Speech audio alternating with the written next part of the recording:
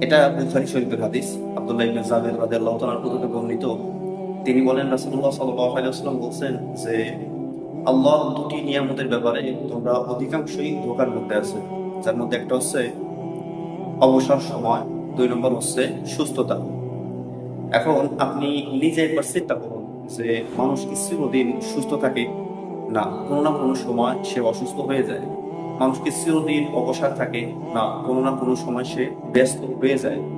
তো এই যে দুইটি নিয়ামত, এই দুইটি নিয়ামতের ব্যাপারে আমরা অধিকাংশই ধোঁকার মধ্যে আছি। কে বলছেন এই কথা? রাসূলুল্লাহ সাল্লাল্লাহু আলাইহি ওয়াসাল্লাম। একটা সময় চাইলেই আপনি 20 থেকে 25 মিনিট ধরে 2 রাকাত নামাজ পড়তে পারবেন না।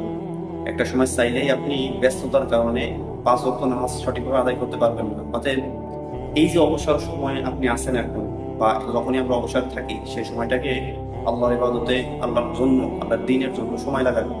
আল্লাহ তাআলা বলছেন যে, হে আমার বান্দারা, যদি তোমরা আমার ইবাদতের জন্য সময় বের করো, তাহলে আমি তোমাদের হাতকে সমস্ত প্রকার অভাব থেকে মুক্ত করে দেব। আর যদি তোমরা ইবাদতের জন্য সময় বের না করো, তাহলে কি করবো?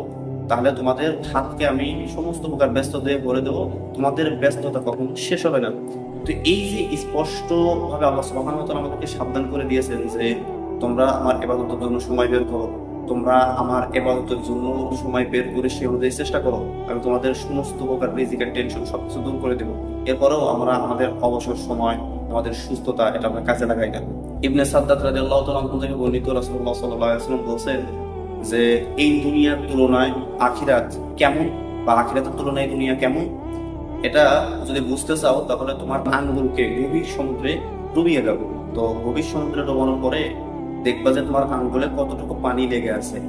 তো যতটুকু পানি লেগে আছে এটা দুনিয়ার উদাহরণ, আর এই যে গভীর সমুদ্র, এটা হচ্ছে আখিরাতের উদাহরণ। একবার কল্পনা করার মতো কতটুকু ছিটে ফোটা পানি লাগে।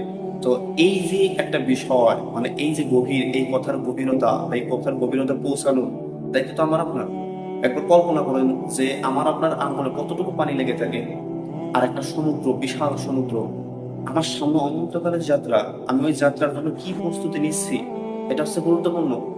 হযরত জাবের রাদিয়াল্লাহু তাআলা আনহু থেকে বর্ণিত, রাসূল সাল্লাল্লাহু আলাইহি ওয়াসাল্লাম বলতেছেন যে একদা রাসূল সাল্লাল্লাহু আলাইহি ওয়াসাল্লাম আমাদের সাথে যাচ্ছেন একটা পথ দিয়ে। মাঝখানে একটা জিনিস দেখতে পেলাম, একটা ছাগল যার কান কাটা মারা গেছে।